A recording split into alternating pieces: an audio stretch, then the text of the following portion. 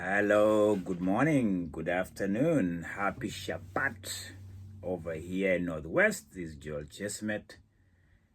We are back in the air again. I'm back in the air to give you a perspective in life a little bit, and most of the time we're gonna be in athletics, specifically the history and the stories that come from those parts of East Africa, specifically Kenya. What about that? Welcome again. Today we are slightly taking a little bit of a detour. We're gonna have I'm gonna lay maybe a little bit of a playground for you to play with me and join me in seeing the history, the fabric, the wilderness of women, and how they've come very far or thus far. So 2024 was an incredible year for women, in particular Kenya women, led by Captain Faith Kipyegon. She now owns the flag and she's a new captain. And let's bow down, bend your knee to that one. Because if you look at the history of Kenya, from the inception, from the beginnings, it's been a history of women spectating. It's been a history of women pretty much on the fence, or pretty much reduced to people who are known for maybe housekeeping, which is okay, but it's not okay if they cannot fulfill their dreams and their potential. And that is maybe their culture, maybe it's the way things have been accepted, and maybe is the way people see women in the society. But I'm gonna give you this background so you can see how far women have come, what I'll call the run to the top, or the road from the valley of Jehoshaphat to the top of the mountain. Because the view from the top in 2024 for women speaks volume of how far they've come. The golden setting I'm giving you is to give you that women in Kenya in particular have been in the wilderness for a long time, and when they show up with a bang, and we have to celebrate that. I went down to the history annals of Olympics, and I tried to go a little bit into Mexico Olympic in 1968, and I was looking at the archives to see what was going on back then. Of course, we know we are a young country, we accept that, but you had Olympics in Mexico, the days of Kipchoge, Keino doing his thing, making Kenya relevant or to be reckoned with back then. And I was looking at the team components, what I call maybe the team makeup. We had 36 men back then in the Olympics compared to 3 women. When I came to 1972, I was looking at, we had 56 competitors. The whole number that's a big number too, but 55 were men, only 2 were women. So when we go to Montreal, Canada, in 1972 Olympics, 72 Olympics is in Montreal. Montreal was 76. 72 is Munich, West German. That's when we see that we have 55 compared to 2 women.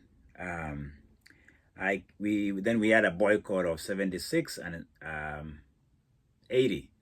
We boycotted Montreal, and then we boycotted Moscow in 1980.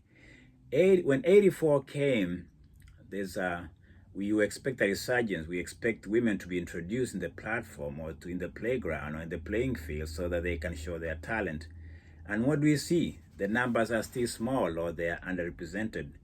In 1984, Justina Chepchirchir, who has been elusive in my thinking, because there's something I want to find out what happened to this lady. I don't know why, but there was a rumor about something that I want to try to figure out what happened to Justina Chepchirchir. I think she had talent. She was, I think she was curtailed, derailed by some things that she never accomplished at potential. I'm just curious. Helen Kimayo, I remember her. I think I met her in heydays of, she was a 3K woman. And by the way, remember, women didn't run 10,000 until I think after 88 Olympics. So I think women, the longest they could run in the Olympics was 3,000 meters. So Ellen Kimayo represented Kenya in 84. And then we had, it's interesting how that works because they had marathon for women, but they didn't have 10,000 on the track. Let me verify that. I could be having things mixed up, but I remember women were not, they were viewed that they were not able to do the laps, but they could do the marathon. I don't know how that works, but I know historically there's been this idea that that gender didn't have the capacity to do it. Again, who writes the rules? You can tell, you know why. Because there's an history too of a lady in Boston. There's a picture, very disturbing picture, of a man grabbing this woman while she's doing marathon because she's a woman and she was being stopped by this man to participate. Very controversial. She's a Hall of Famer. I don't remember her name. If anybody remembers her name, subscribe, view it. Let me know what you see or what you know.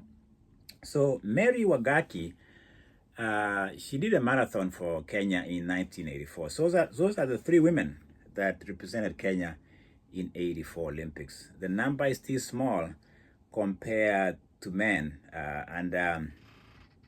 I think the ratio there was still very high compared to men. 88 Olympics, which is the year I've been curious about because that's when I get into running. I'm just looking at the numbers in 88. And my goodness, I was right.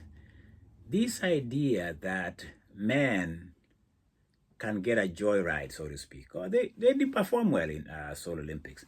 But you had 70 men in different disciplines. Back then, I think we are good in boxing. I think hockey was a sport for us. In fact, boxing was a huge sport for us. Ibrahim Bilali. Anybody remembers that name? Ibrahim Bilali. Of course, Robert Napunyi, Wangali Napunyi, great guy, good boxer. He died tragically. Robert Wangila died a very tragic one when he turned professional in LA. 88, we had massive numbers of men compared to women. 70 men in Olympics and 4 women. I wonder how many officials were just joyriding. So I'm looking at the stats and it doesn't add up because let's keep moving because when we come to 1996, you think there's enlightenment. You know, we are saying, okay, let's open the gates. Let's not be gatekeepers of who should. Let's see the potential. The numbers are not still moving up. We had only 10 women in 96 Olympics compared to 42. So the numbers still don't add up.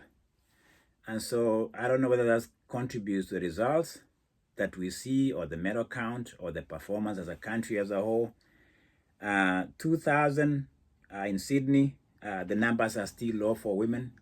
I think we have Joyce Chepchumba. I think she did some great. She won a medal in 2000, and then we fast forward to the other years, and I think I'm gonna just fast forward quickly to 2016 in Brazil.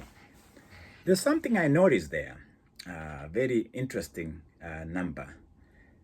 The ratio of men and women starts to kind of even out.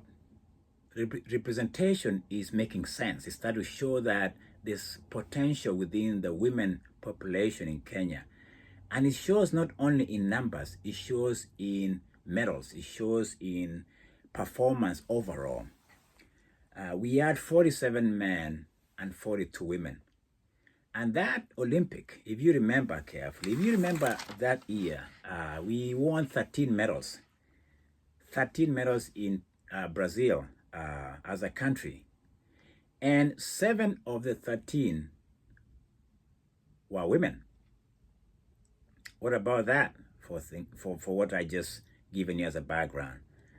When you don't tap into the potential of any human being, you lose. And Kenyans should acknowledge this because in Brazil, we win 13 medals. 7 are won by women. I'm not making this thing up. I'm just looking at stats. I'm looking at the history. I'm looking at how far we've come as a country. The road to the top, the run to the top for women has been long. They've been in the wilderness for so long.